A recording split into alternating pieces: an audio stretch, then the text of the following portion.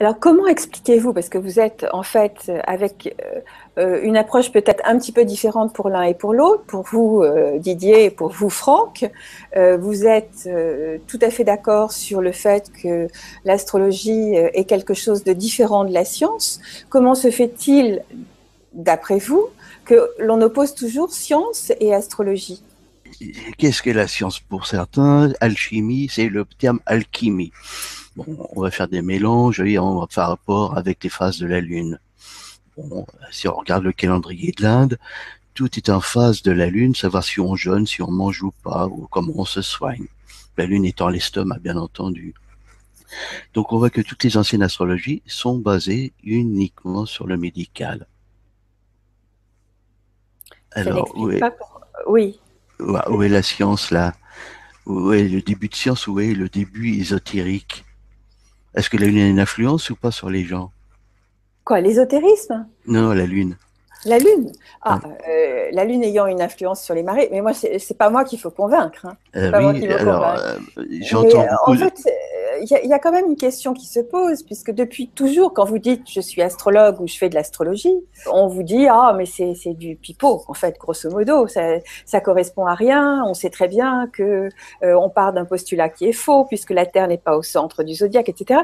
Et où on vous développe un tas de propos qui prônent la science contre un art de zozo, grosso modo. Oui, Hein, ben ça, je connais tous ces arguments-là, hein. J'ai je n'en présenté il y doute a pas. quelque Mais temps, oui, j'ai oui, oui, présenté il y a quelque temps à la Société astronomique de France une conférence à la commission Histoire. C'était justement comment la Bible n'est que de l'astrologie, avec toutes les preuves. Et il y en a un derrière moi, oh oui, bah, tous les astrologues ne savent pas qu'il y a un 13e signe. Bah, j'étais enfant que Jean Rignac parlait du 13e signe, hein, qu'il existe pour tout le monde. Il y a la 13e lune partout dans tous les calendriers. Donc ce sont des faux arguments qu'on peut démonter avec un constat d'huissier. Moi, c'est ma passion de casser la figure à ces gens-là. parce que vous pensez qu'il y a 13 signes alors? Ah ben, il y en a 20 ou 24, hein, selon les écoles. Alors, si vous prenez les Amérindiens, c'est les 25 précolombiens. Sinon, vous prenez la Chine, le Tibet, l'Inde, c'est 24 stations du soleil. Donc, il y a 24 signes pour eux.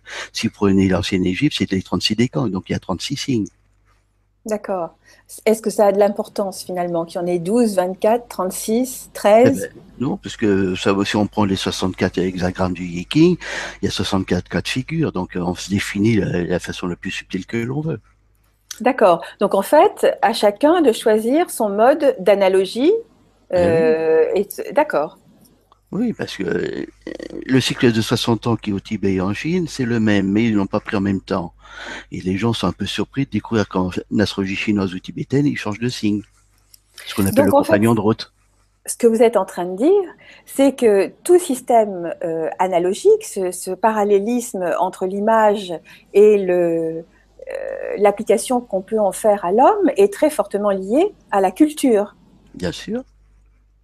Et Eh donc, oui. chacun inscrit dans sa culture va entrer de par sa culture et les traditions qui précèdent, va entrer plus facilement en résonance avec tel ou tel mode de pensée ou telle astrologie, puisque là, la question est de l'astrologie.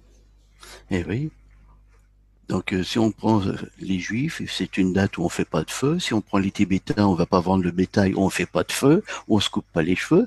Finalement, ils nous disent la même chose avec des astrologies différentes.